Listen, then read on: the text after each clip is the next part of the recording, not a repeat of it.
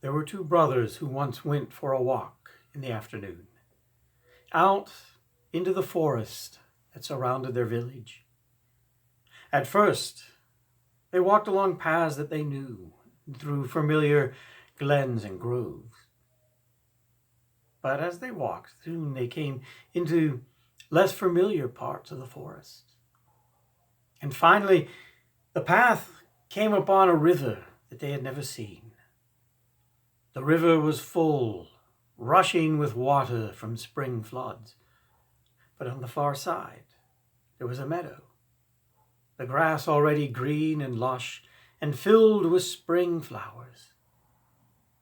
At the far side of that meadow, where the trees began again, they could see something gold and crimson.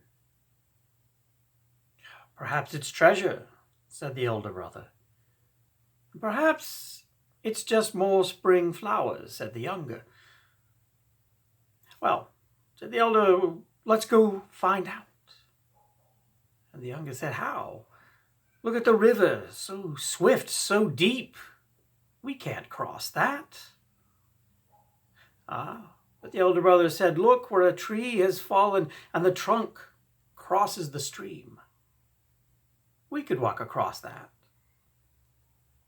And the younger brother looked and said, No, it's far too narrow and slick. We'll fall, we'll plunge into the water and be swept away. Best to leave it." And so they were faced with a choice: go forward, go back. The elder brother said, "I'm going. I will go and see what is on the other side." And the younger brother said, "You're a fool. It's getting late. I'm going home for supper." And so they parted. And the elder brother got upon the log and, treading carefully, made his way to the other side, explored the meadow with the lush green grass and the spring flowers, reached the eaves of the forest, and there he found that the gold and crimson were, as his brother had said, but other spring flowers. Still, they were beautiful to behold, and as he admired them, however, he heard a snuffling and a growl, and looked up to discover that as he had crossed the meadow, he had crossed between a mother bear on one side and her cubs on the other. The mother bear, big, brown, and very angry, gave a roar and a growl, and then charged towards him. And with that, the young man went racing off into the forest, following the nearest path, weaving between the trees beneath the boughs, and the bear ever charging behind him. He found himself going up the slope of a hill, and there at the top he spied the walls of a city, and the gates open and guarded, and he shouted for help. And as he came racing up, the guards stepped forward with spears. They saw the great bear roar and rear up, and the men thrust their staves and their spears at it. The bear hesitated, then dropped to all fours and turned, made its way back into the forest to find her cubs. And the young man was safe.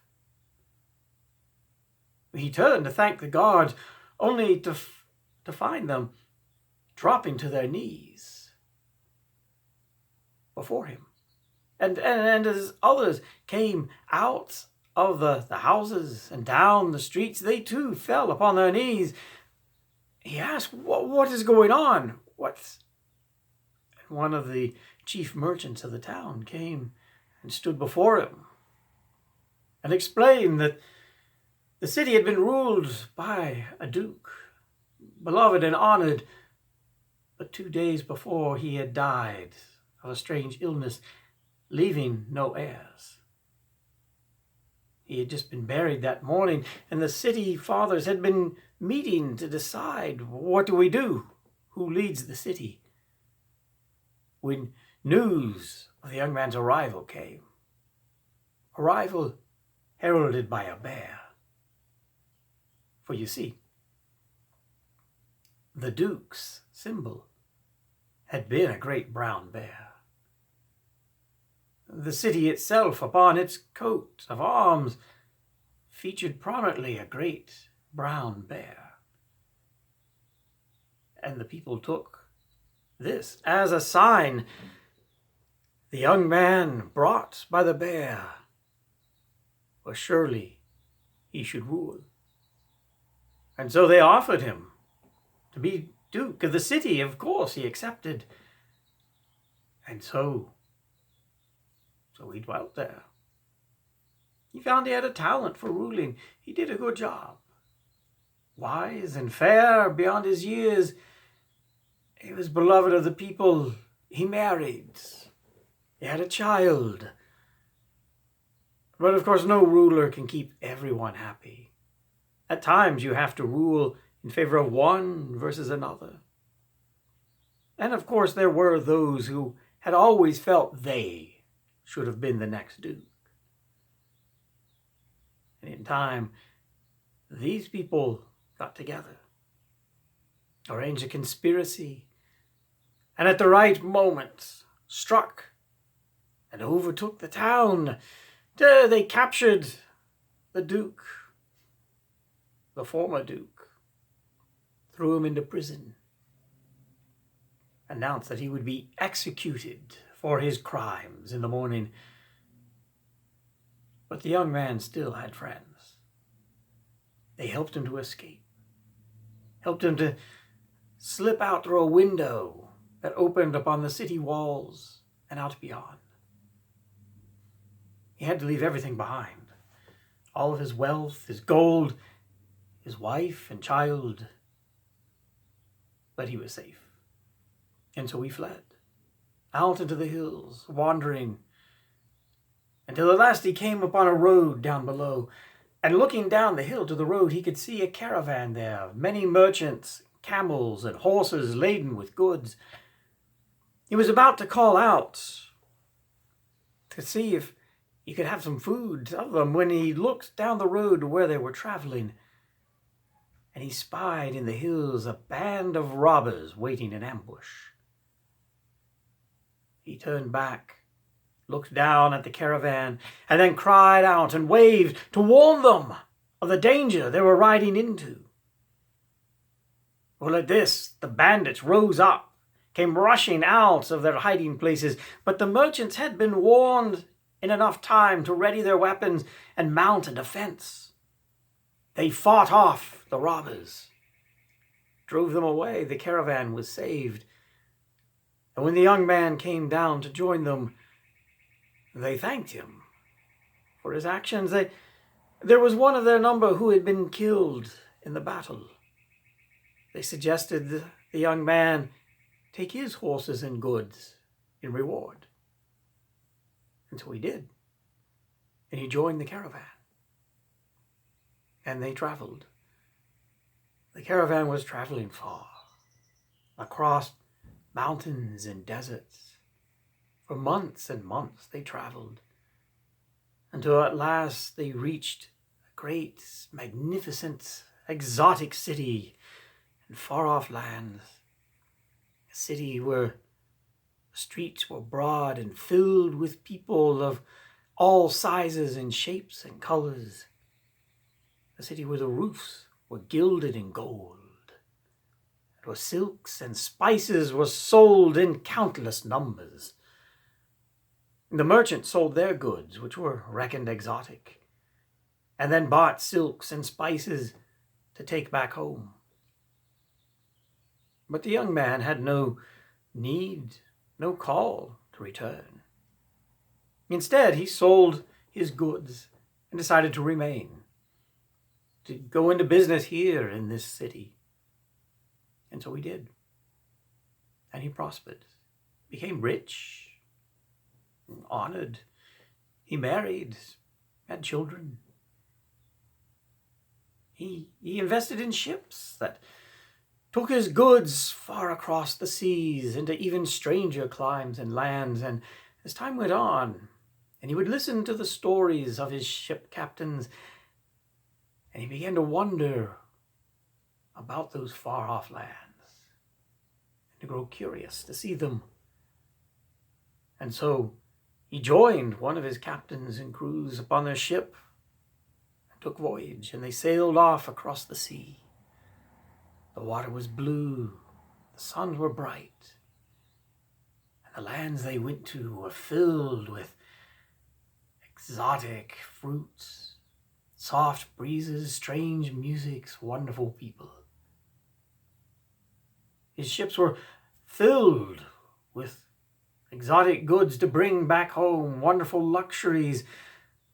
But then as they passed a particularly rocky shore, boats came out of a hidden bay, pirates that fell upon them and seized the ship, put all to sword, save the owner. This man, no longer as young as he had once been, but still fit and strong, they took him as a slave, put him down in the belly of their pirate ship, and set him to the oars. And so he worked, working the oars beneath decks. Sometimes when the wind was up, they'd bring him above to help work the sails and the ropes. 2 years, 3, he served there, and in the end, granted his freedom for his service. Became friends with the pirates. Until the day a typhoon came sweeping across the sea. It caught the boat. The waves roared over them. The sails were shredded. The masts were overthrown. And finally the ship itself came crashing in upon the rocks upon a shore. Pounded and pounded by the storm until the ship broke apart and all were plunged into the sea. And this man found himself then washed up upon a shore, not knowing where he was. When the storm had calmed, he made his way until he found a fisherman's hut. And the fisherman took pity upon him and gave him food and clothing. And the man stayed and helped the fisherman. For 2 years he worked there, until the old fisherman, growing old, breathed his last. And this man buried him there near the shore, and gathering up what little food was left, some dried fish and such, he started to walk, following the roads, begging for food, doing odd jobs. He traveled slow, for he was no longer a young man. Till finally he found himself coming down into a town that looked strangely familiar. The arrangement of the roads, the set of the houses, even the smell in the air, the food cooking in the kitchens, the odors of that reminded him of when he was a boy. For of course, he had come home to the town that he had left so long ago. He found his way to the house where he'd grown up. It was still there. The garden was in full bloom. The shutters and doors had fresh coat of paint. There was a whole new wing that had been added on. And curious, this old man went up and he knocked upon the door. When a young girl answered it, he asked, "Is this the house of..." He had to pause, remembered his father's name. "Is this the house?" The girl stared at him a long moment, and then shouted for her grandfather. An elderly man came from the depths of the building, he stared at the man standing there on the doorstep, and then he smiled. "Brother, you have returned!"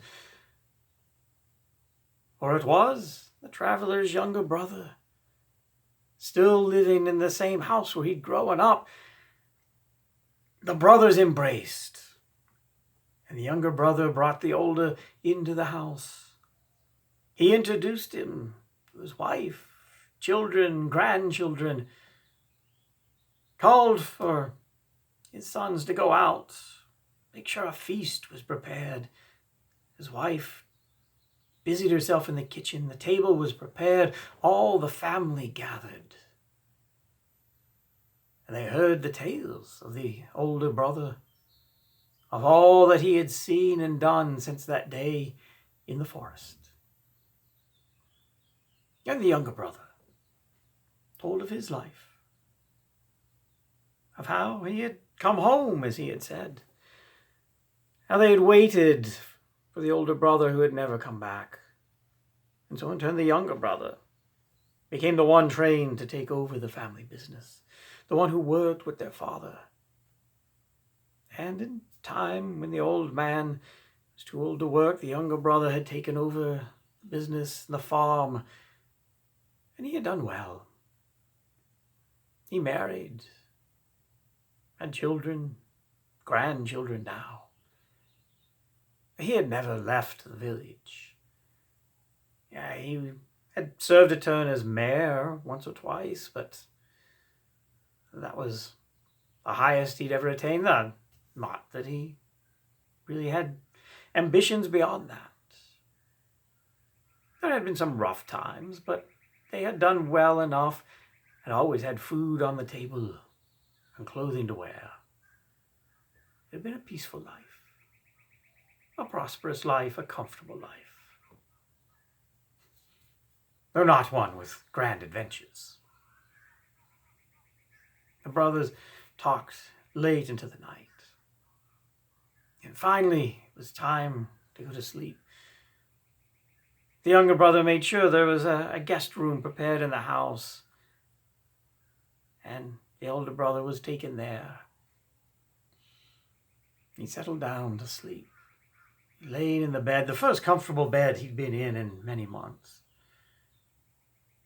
listening to the familiar sounds of the village that he had not heard in so long.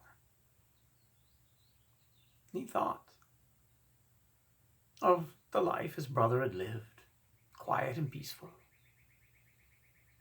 But he thought of the life that he had had.